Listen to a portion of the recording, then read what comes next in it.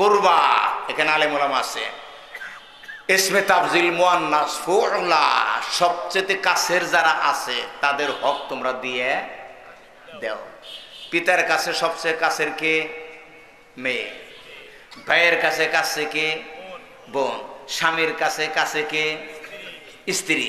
নারী সমাজ যারা আজকে তাফসীর শুনতেছেন, এই তাফসীর শোনায় শেষ হওয়ার পরে আপনারা যারা বিবাহ হয়েছে অনেক আগে, স্বামীর কাছ থেকে মহারণা পান নাই, স্বামী যখন ঘরে ফিরবে বলবেন, আমার মহারণার টাকা দিয়ে খাটে উঠবা, আমি তোমার কাছের মানুষ, আমার হক মাইরে তুমি তাফসীর শোনো, তাল পাও না। খাটে উঠবার দিবেন না, আগে দেও তারপর খাটে উঠবা।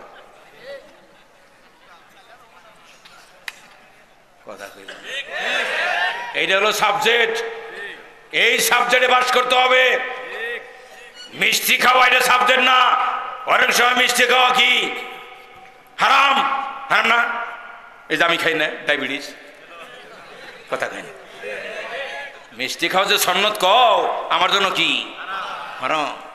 আমি যে 1 কেজি মিষ্টি খাই, কবর খোরার দ্বারা আগে আমি শেষ।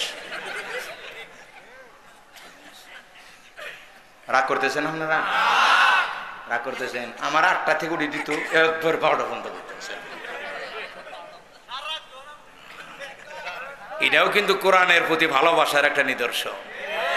আপনার কলিজা যেন আল্লাহ কোরআন দিয়ে ভরে দেয়। এই জাতি কোরআন না ভরে বেচতে যায়, বেচতে যায় না শ্বশুর বাড়ি। তারপরে কি বলছেন? ওয়ালিয়াতামা, বাঁচার অধিকার দাও কারে? এতিম এতিম এতিম।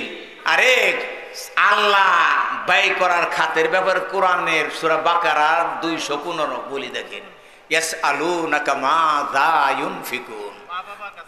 নবী গো, এই পৃথিবীর মানুষ তোমারে জিজ্ঞাসা করে, তারা অর্থ সম্পদ কোন কোন খাতে ব্যয় করবো এটা জানতে চায়। কোন? এই যে দেখেন কুলাইছে, মা আনফাকতুম মিন খায়রিন, সম্পদ তোমরা যা কিছু ব্যয় করবা তার প্রথম খাত হলো ফালিল ওয়ালিদাইনি। কারে? মা বাবা। এখন দায়ী কারে? পিসাবরে।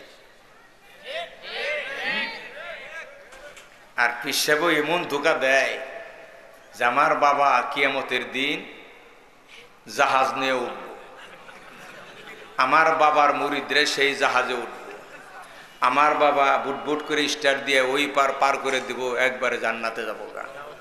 তোমার পিতা তো জানে না সরকার তেলের দাম কত বাড়াইছে। এইখানে বলো মানুষের কাছে কোরআন বিরোধী কথা, তোমার জান্নাত দিবে কথা, তোমার আয়াত নাযিল হইছে।